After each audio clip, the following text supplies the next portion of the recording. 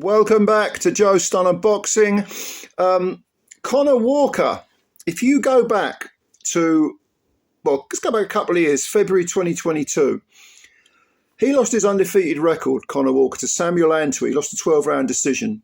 And it was a competitive fight, but he lost it. 2 fights later, which was in March of 2023, so 10 months ago, he lost to Kane Gardner, who was 15-2 at the time. That was an 8-round points decision. Another competitive fight, but he lost it.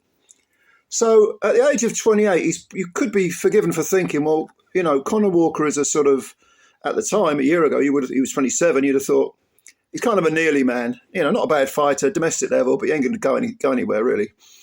Well, since then, he's beaten Cyrus Pattinson, who was previously undefeated, 6-0 at the time. He beat him in August of last year, and he knocked him down 3rd, 5th, and 8th rounds, was it? For 3rd, 5th, and the 6th, I think it was. Was it 3 or 4 times he was on the floor? Anyway, he dominated him and stopped him. Pattinson was retired after 8 rounds, rightly so, and he's just followed it up with a defeat of another undefeated fighter, Lloyd Germain. And Germain came in with 9 wins, no draws, no defeats. He only had 1 stoppage on his record. 33 years old, from Cardiff, Wales. But it has to be said, Germain, even though he'd only had those 9 wins, undefeated, he had picked up a couple of titles. He scored his only stoppage win in his last fight, which was October last year, against Martin Harkin. And that was for the Celtic welterweight title.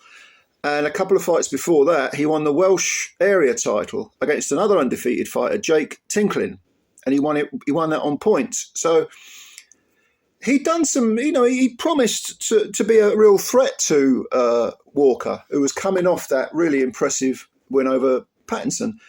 But there was only one man in it, and that was Conah Walker, because he smashed right through Lloyd Germain, which was, I think, surprising. I thought he might win, but on points. This was over in Belfast on the undercard of the Lewis Crocker, Jose Felix fight. And Walker was very, very impressive because he was the shorter man. They're both orthodox, 28 years of age. Germain's 33. Both guys had come to win. You could tell, during the build-up, the ring walks, they both look very, very confident. The fight starts, both fine. They look relaxed, just trying to settle into the fight.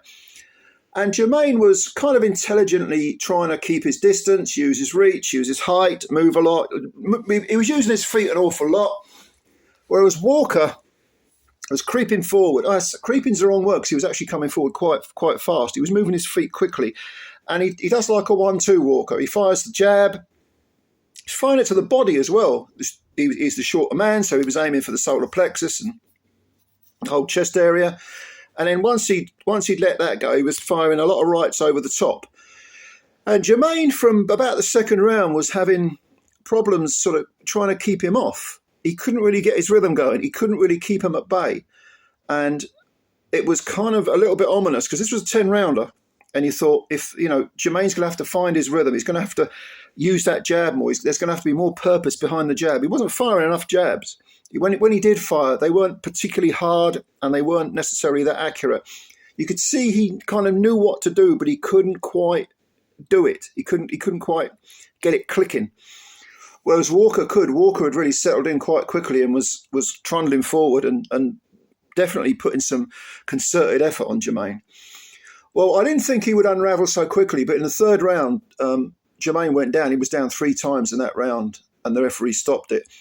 And the first time, he only just beat the count. It was a big overhand right, I think. Again, jab, overhand right, bang on the jaw. Down he goes, by the ropes. Did get up at 9. Referee had a look at him. Again, he was trying to move. He was trying to get a little bit of rhythm going. But Walker wouldn't let him off the hook. He wouldn't let him move. He wouldn't give him any space to think, never mind defend himself. And again, he clocks him, and down goes Germain. But there was a punch.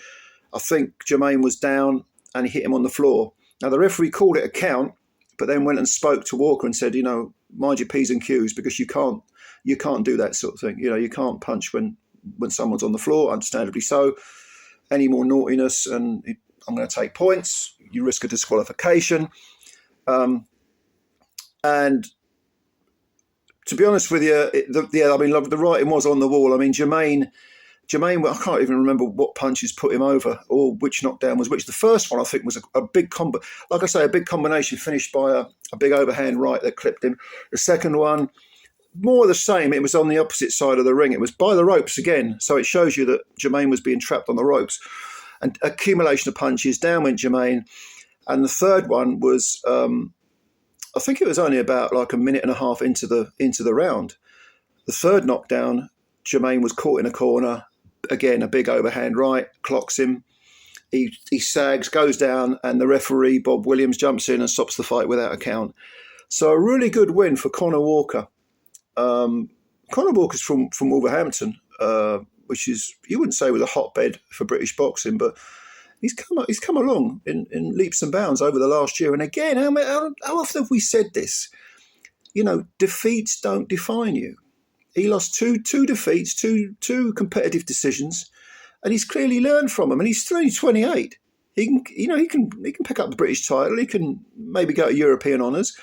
For Lloyd Germain, it's going to be difficult to come back at 33, but it's not impossible. I did think he was kind of overwhelmed, and perhaps he need a little bit more inner metal would have sufficed. But I'm not the one in there taking the punches, so he's going to have to sort of, if he wants that boxing style, he's got to toughen up his jab. I mean, and fire more punches and be a little bit more proactive rather than trying to counter punch all the time. I mean, he was firing sort of get off me punches, you know. And against someone like Walker, you've got to have mental toughness, because the pressure that's poured all over you involves you having to be mentally tough as well as having some sort of physical fortitude. But a great win for Conah Walker. If you saw this fight, give me your opinion. What do you think about Conah Walker? How far do you think he can go? I think he's a good fighter.